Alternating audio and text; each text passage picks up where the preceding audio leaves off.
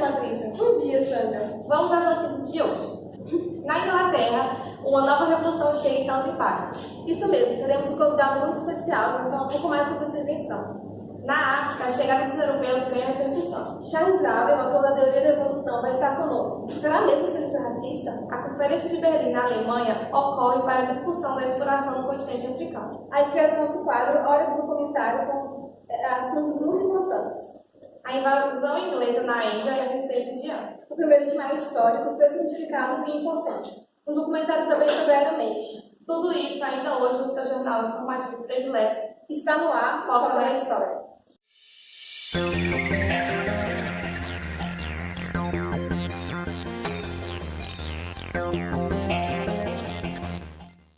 Na Inglaterra, a segunda revolução industrial chegou e causou muitos impactos. Para falar um pouco mais sobre a importância disso para o nosso mundo atual, vamos com o repórter especial Amanda Jair. Bom, Sandra, Patrícia, estou aqui diretamente da Inglaterra, onde está havendo a segunda revolução industrial. Como nós vimos, há algum tempo atrás, houve a primeira revolução industrial, onde buscava e teve como consequência o avanço tecnológico e a criação de uma nova sociedade.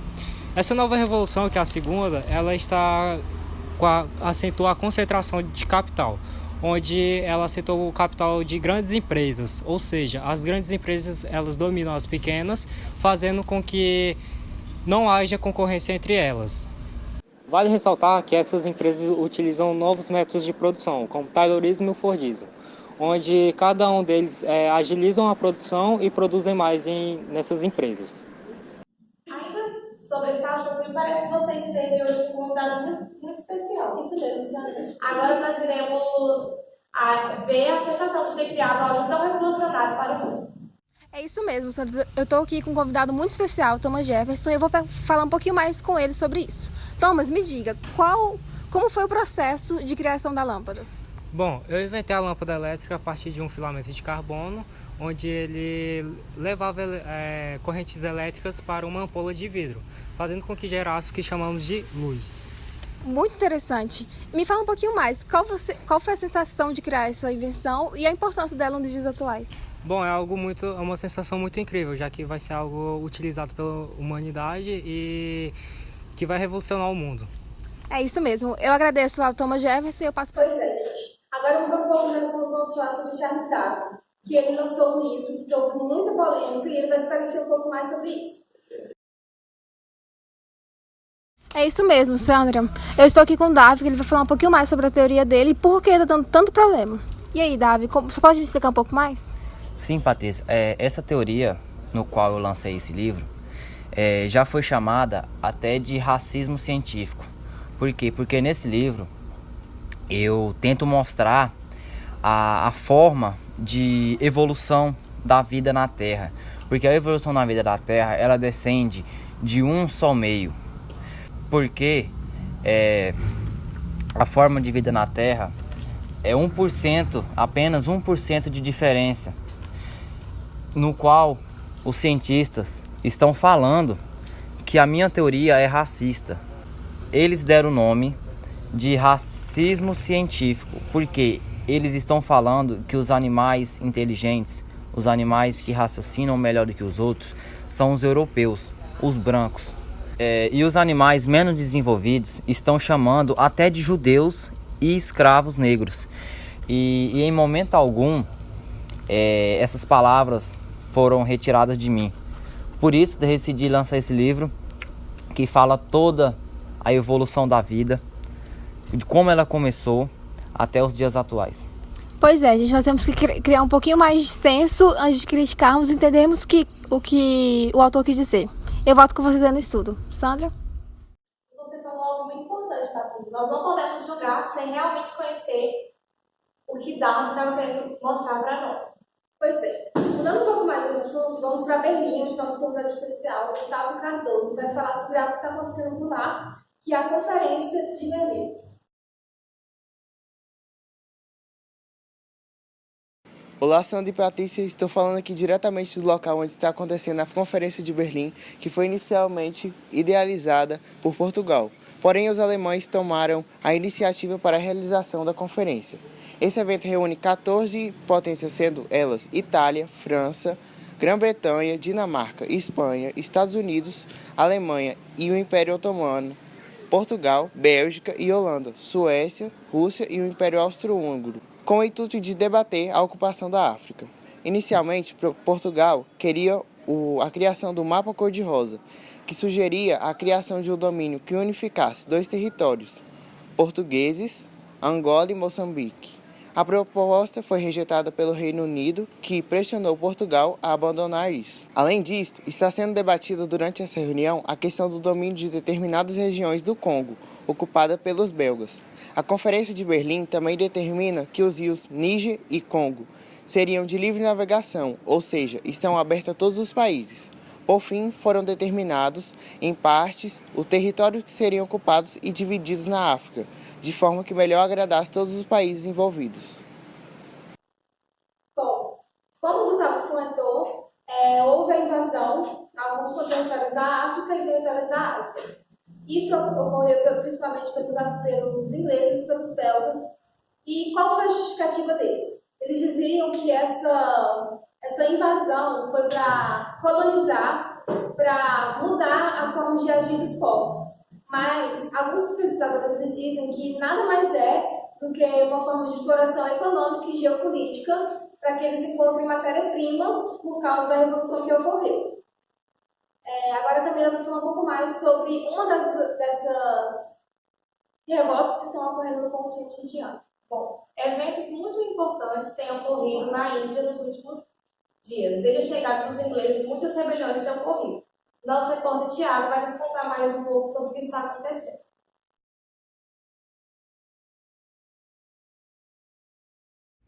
Bom, é isso mesmo. Eu vou dar uma reta resumida do por que está acontecendo essa revolta aqui na Índia.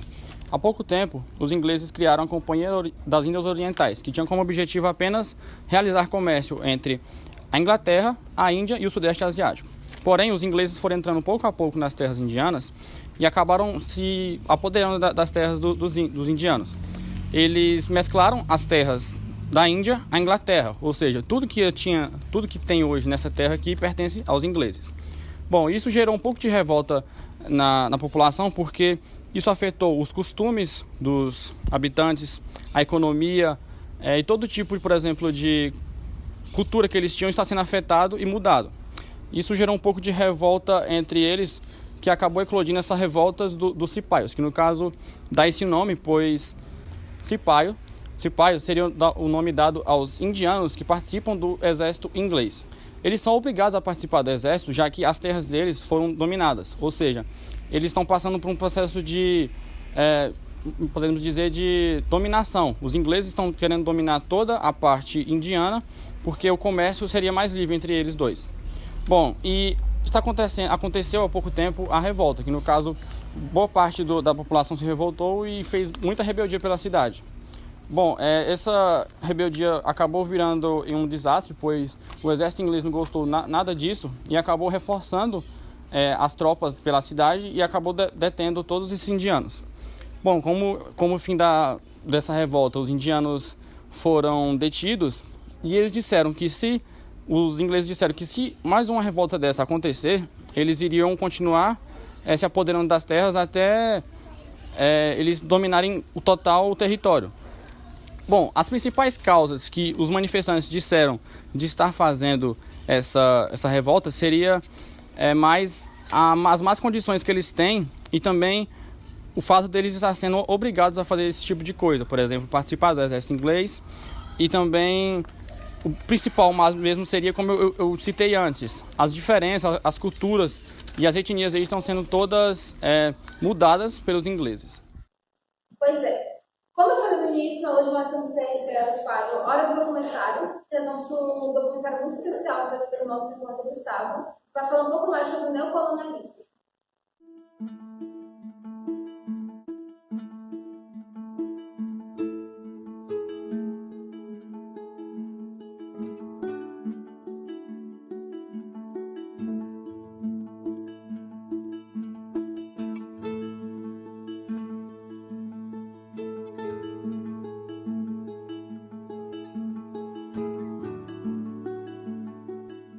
O neocolonialismo foi um ciclo imperialista que levou os países europeus a ocuparem a África e a Ásia, transformando esses territórios em suas colônias. A ocupação desses continentes aconteceu num processo de crescimento industrial vivenciado pela Europa após a Segunda Revolução Industrial, no século XIX.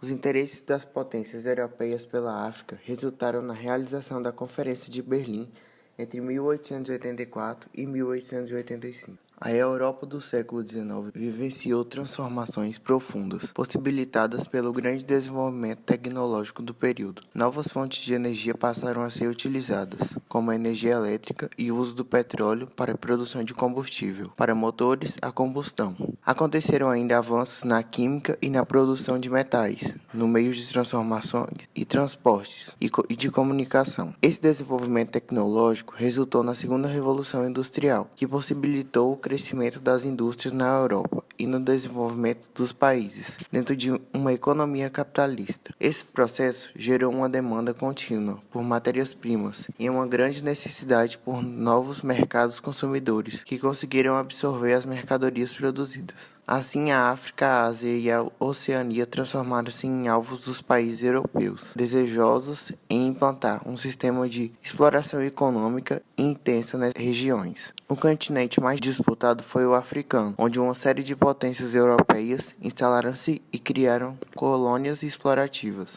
Até a década de 1870, países europeus possuíam acordos econômicos com alguns reinos africanos, ou controle parcial sobre algumas regiões. No entanto, a presença europeia na África tornou-se mais evidente a partir de 3 ações.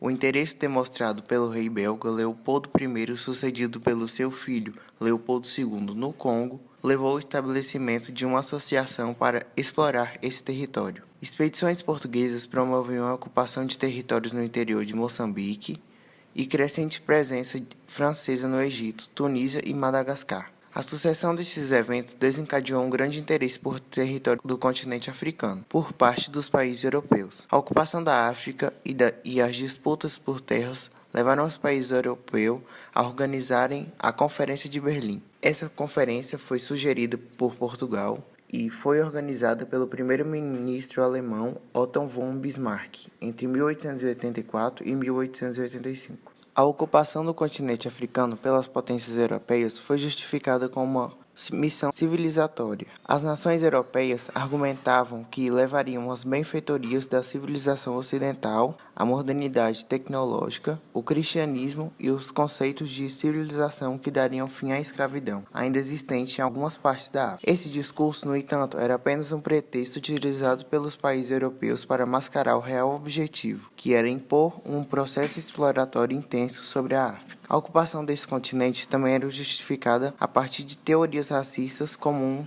no século XIX. A chegada dos europeus ao continente africano, no entanto, foi alvo de forte resistência em diversas partes da África. Esses movimentos de resistência procuraram afastar e influenciar a presença dos europeus. Porém, o poderio militar dos europeus levou esse movimento de resistência à derrota. A presença europeia na África estendeu-se até os meados do século XX.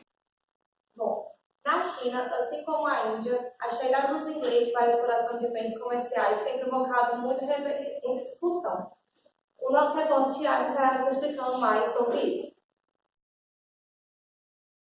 Bom, eu estou diretamente aqui da China para explicar um pouco para vocês sobre o que está acontecendo aqui no meio dessa toda essa bagunça. Bom, há pouco tempo, os chineses eles fecharam o comércio com todos os países de fora, pois eles queriam apenas um comércio interno entre eles e poucos países tinham acesso aos portos de comércio da China.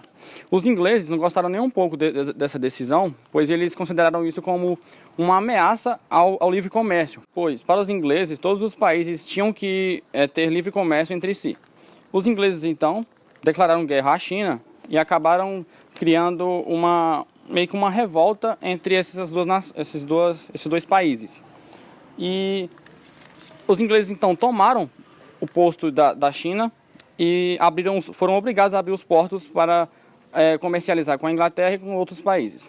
A Inglaterra então ficou com domínio sobre os chineses e acabou gerando um pouco de revolta. Os chineses eles não gostaram dessa decisão e acabaram se revoltando. um grupo de rebeldes foi criado e eles tentaram retomar o poder, só que eles foram detidos pelo exército inglês.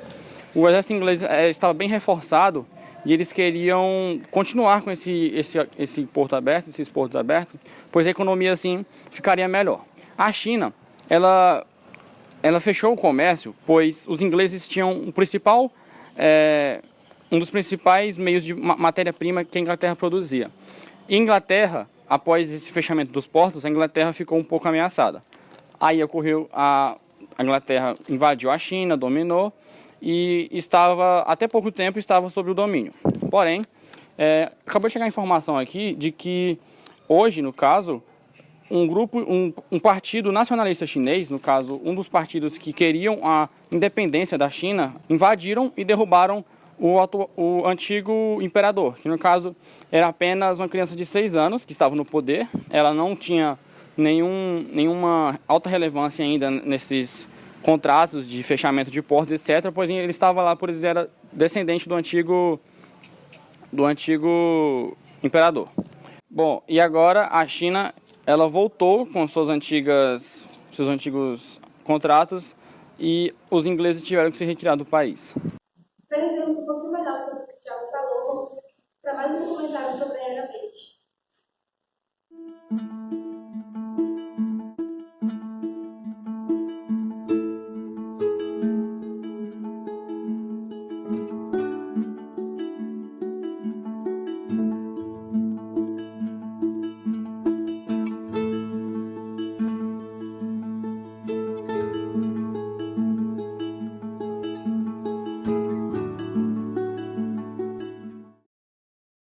Olá, seja bem-vindo ao quadro Hora do Documentário.